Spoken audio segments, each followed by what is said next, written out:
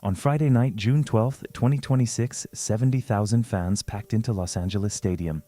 Another record-breaking global broadcast audience watched from home. The World Cup was about to kick off on American soil for the first time in 32 years, and the energy in that building was unlike anything the city had seen in a generation. And then, 10 minutes before kickoff, something happened that had nothing to do with football. Three figures walked onto the pitch. Blackpink's Lisa, commanding in white. Anita, electric and fierce. Rema, effortlessly magnetic. Together they opened their mouths, and 70,000 people, and several hundred million watching at home, heard something that didn't fit neatly into any existing box. It wasn't K-pop, it wasn't Latin pop, it wasn't Afro beats. It was all three, simultaneously layered together in a way that felt less like a song and more like a statement. The performance lasted under 10 minutes. The conversation it started is still going, because what happened on that pitch in Los Angeles wasn't just a pop moment, it was a geopolitical shift in the entertainment economy. And if you watched it without understanding the machinery behind it, you missed the most important business story of the night. Today we're pulling it apart piece by piece. This is the Coalition Commander. This is Lisa's precise financial blueprint for building a global empire entirely outside the traditional system. Welcome back to the Celebs Mindset. To understand where Lisa is now, you have to understand where she came from, and more importantly, what she walked away from. K-pop is one of the most efficient entertainment systems ever built. It is also one of the most controlling. The agencies that sit at the top of that industry, and Blackpink's home, YG Entertainment, is one of the biggest, operate on a model of total management. They control your image, your schedule, your output, your partnerships, your public persona, and in many cases, your personal life. In exchange, they deliver something most independent artists would kill for: global infrastructure, pre-built fan bases, and a promotional machine that can put you in front of hundreds of millions of people overnight.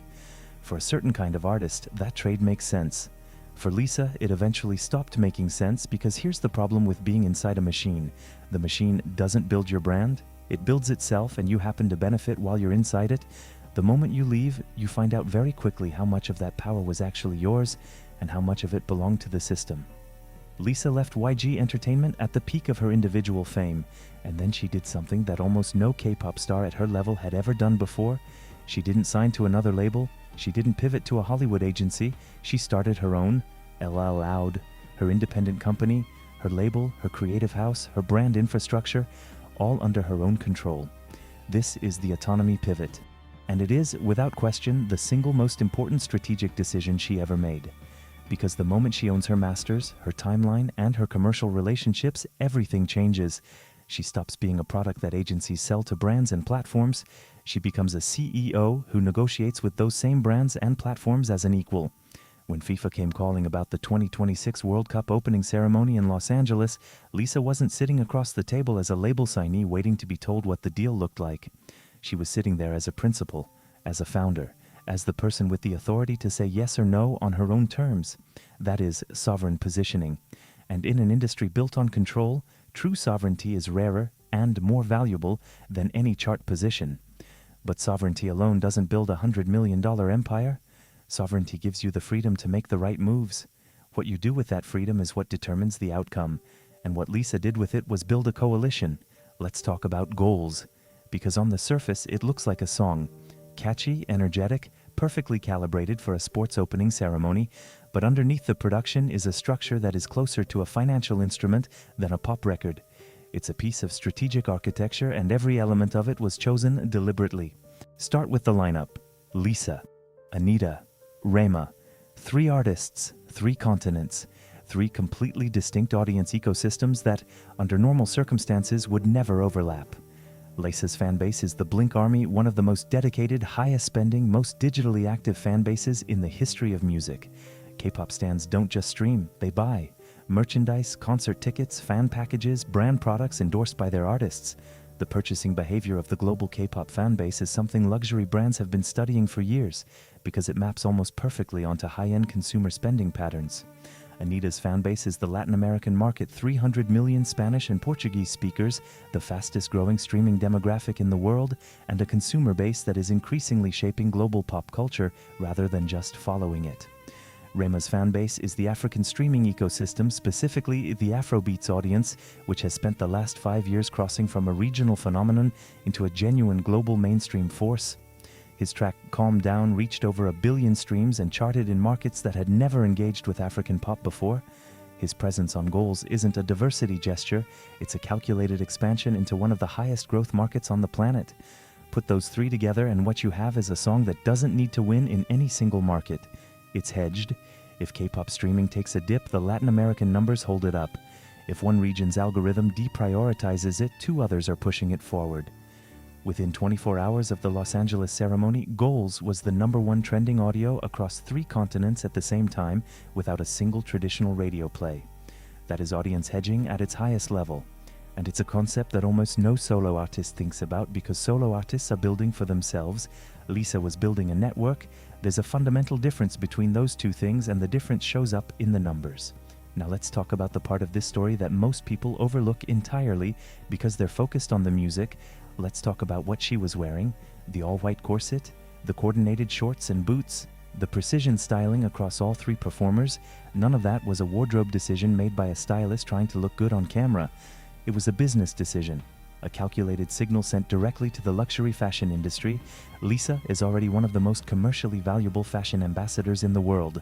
Her relationships with Louis Vuitton and Bulgari are not standard celebrity endorsements.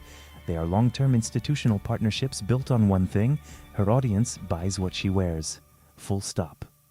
The global K-pop fan base has a documented, measurable, well-studied habit of purchasing the products associated with their favorite artists, and Lisa sits at the very top of that ecosystem.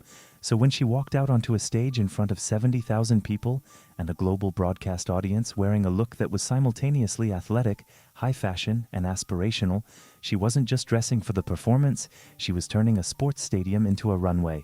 She was demonstrating to every luxury brand watching that her presence in their product campaigns reaches an affluent, hyper-engaged, globally distributed audience that is ready and willing to spend. In the language of YouTube content strategy, this is how you drive RPM to its ceiling. The demographic signals matter as much as the view count, and Lisa's demographic signals across music and fashion simultaneously are about as premium as it gets in 2026. Now let's zoom out and talk about what the Los Angeles performance actually means for her long-term legacy, because the context matters here. She wasn't the only major name on that stage that night. The US opening ceremony featured legacy pop titans like Katy Perry, who has been a fixture of American mainstream pop for nearly 2 decades. It featured rap heavyweights like Future, who has shaped the sonic landscape of American hip-hop for the better part of a decade. These are established, deeply embedded figures in the North American entertainment landscape. And yet, when the engagement numbers came in, it was Lisa's cross-cultural segment, the 3-continent coalition, the K-pop meets Latin pop meets Afrobeats fusion, that generated the highest velocity of online engagement of the entire evening.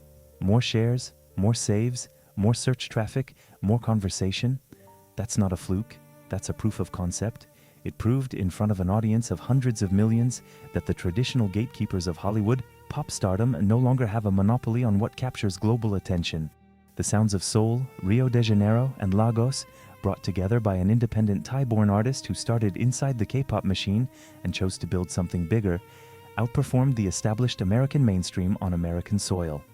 That is a seismic shift, and the industry is still processing what it means. So here's the lesson. Here's what the coalition commander is actually teaching, if you're paying attention. Ultimate power in the modern entertainment economy doesn't come from breaking into an existing system by yourself. It doesn't come from being good enough to be let in. It comes from identifying the most powerful independent forces in your orbit, aligning your interests with theirs, and building something together that none of you could have built alone.